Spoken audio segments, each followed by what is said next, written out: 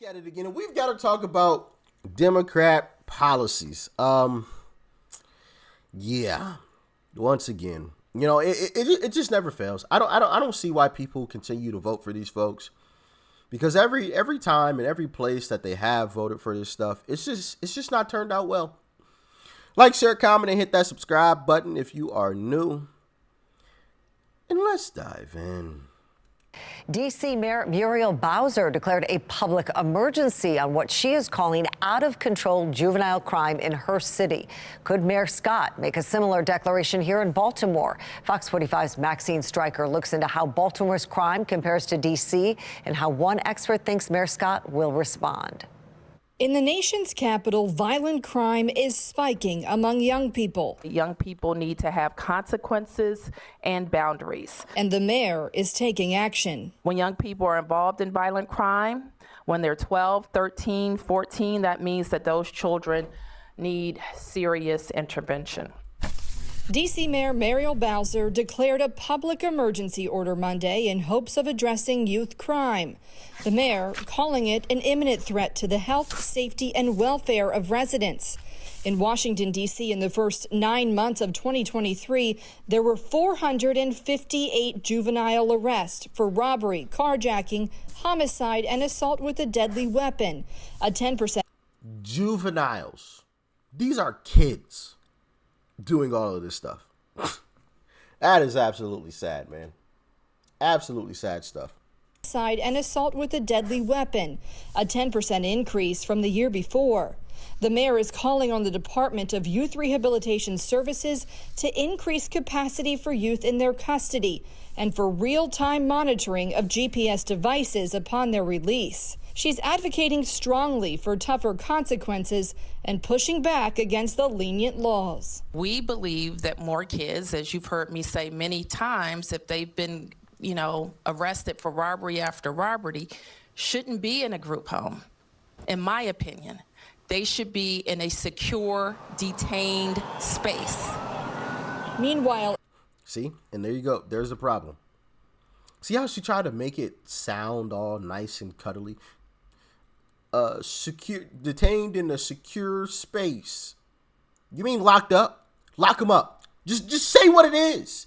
That's part of the problem. You're tiptoeing around this stuff. Say what it is. Lock them up and throw away the key. That's the only way you're going to get this stuff to change.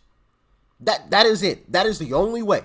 When you start locking people up and throwing away the key, when you start putting these juveniles in prison for 30, 40 years, okay, so they don't get to have any more childhood, a huge chunk of their adult life is gone, then you will get things to change, because then that's going to give them a cause to pause. Like, hold on, wait a minute. I might go away for 40 years. I ain't going to get out until I'm almost 60. Right? Yeah, nah, I'm cool, bro. I don't want to go and do that, because we probably going to get caught. Nope. I'm just, like, introduce tougher penalties for crimes. Then you'll get the crimes to stop. Now, obviously, of course, you'll have your outliers. Crime is never going to completely stop, but you can bring it way, way down by stiffening up the penalties. One, because you get the offenders off of the streets, and they're not going to be back on the streets for the next 30, 40, 50 years, so they can't do anything anymore. And the people, and two, the people that kind of looked up to them or watched them or were in the same crew as them or gang or whatever as them, they're going to, oh, wait a minute. Johnny got locked up for 40 years, bro, doing that exact same thing. Nah, I ain't doing that. I mean, it's common sense to me, but common sense ain't so common anymore. But do y'all agree? Let me know. Meanwhile, in Baltimore City, youth crime also persists with little to no repercussions. Earlier this month, police say a 12-year-old boy used a gun to rob a 31-year-old man of his bike. The boy was arrested and charged with... Listen to this next part. Listen closely to what happens to this little boy after he committed such a terrible crime. His bike. The boy was arrested and charged with armed robbery and taken to the Department of Juvenile Services, but within hours, he was released. Within 48 hours of his release, documents show the juvenile was locked up again and charged with 2 more armed robberies. That same November day, police say a Baltimore woman was assaulted and robbed by 2 juveniles, the youngest 12 years old, both released within hours from DJS. Car thefts by juveniles are up 166% in the city. We reached out to Mayor Brandon Scott's office asking, given the state of juvenile crime in Baltimore right now, is this something you would consider? What measures are you taking to address juvenile crime? If you say we've got a youth crime crisis, then the perception is things are out of control. Political analyst John Deedy says he wouldn't expect to see the same action from Mayor Scott. In an election year, the idea of calling for a youth crisis and all this stuff, I think politically they may feel this could panic the public more than anything. Maxine Stryker, Fox 45. So what you're saying is they're more interested in getting reelected than they are actually protecting their constituents. Yeah. Great job. Great job. You know the crazy part about this? All of these different cities that are overrun with crime and juvenile crime, they have one thing in common. They're all run by Democrats. Isn't that interesting? Every single one, a Democrat. Kind of weird how that works, isn't it? Kind of strange, I must admit.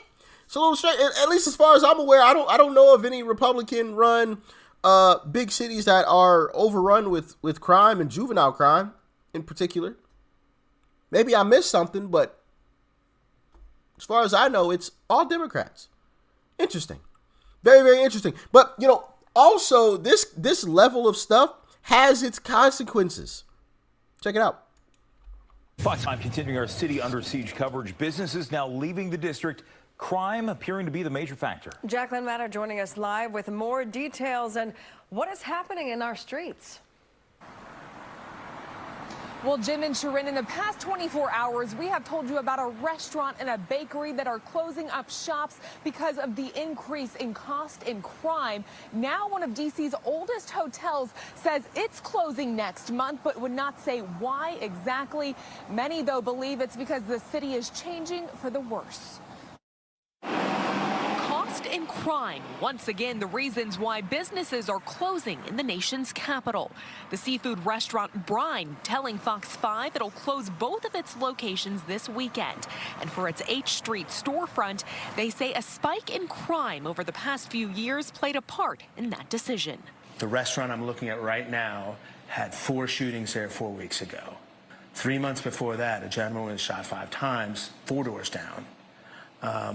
The U.S. Senator Rand Paul's associate was stabbed a half a block down. This is just one block of H Street. It's all over H Street. Then there's the Buttercream Bake Shop on 9th Street Northwest that's been in business for nearly a decade. On social media, they cite ongoing staffing shortages, rising cost of goods, and what they call a, quote, serious increase in crime throughout D.C. as the reason for shutting down. The owner of a liquor shop near the bakery says crime is part of the risk of owning a business in that area. Bullet glass here. Nobody can go inside. When we change, then we remove this, and now it's open. But still, we found sometime some robberies, and this is now, we think, part of modern liquor business. As for the economy, Buttercream Bake Shop says they've had to increase prices by 10% to help offset operating costs that increased nearly 30%. We needed help, and we've been saying that since pandemic. And, you know, I felt and I feel that, you know, we didn't have the support from our D.C. government. We just didn't, from the mayor down. Now, the mayor would not answer our questions on camera tonight. Instead, her office is sending us a statement telling us that public safety and its impact on residents and businesses are the mayor's top priorities. They went on to say that the past 3 years have been challenging and they are focused on providing support for those area businesses. Back to you. Actually, Jacqueline, interestingly enough, that hotel. And then they'll wonder why there's no jobs. All the grocery stores have left. They'll complain and say the grocery stores are, what's the word that they like to use? Racist. You know. So there's consequences to having this type of rampant crime. Not only are people's lives being put at risk, but you also lose businesses, which in turn, you lose revenue, you lose jobs, right? Because these businesses employ people, okay, in the area, especially big businesses like grocery stores, okay?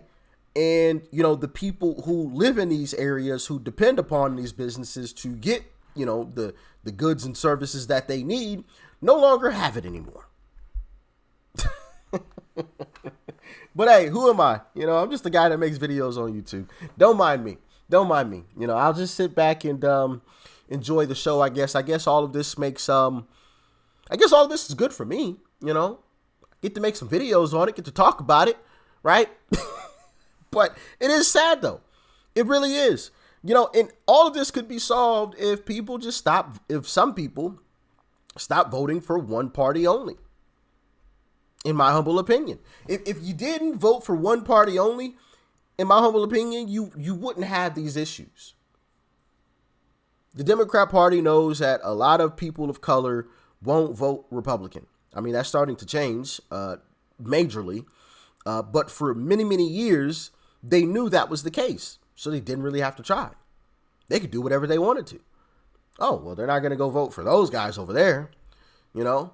And now you have the super woke taking over the Democrat Party. So, oh no, you can't arrest people of color. You know, that's terrible. That's ism this and ism that. Like, okay, fine, have at it. Live with your crime infested cities. Have a go. You know, have fun. Goodness gracious. Y'all let me know what you thought about this in the comment section below. Like, share, comment. Hit that subscribe button before you go. Peace and love. I'm out.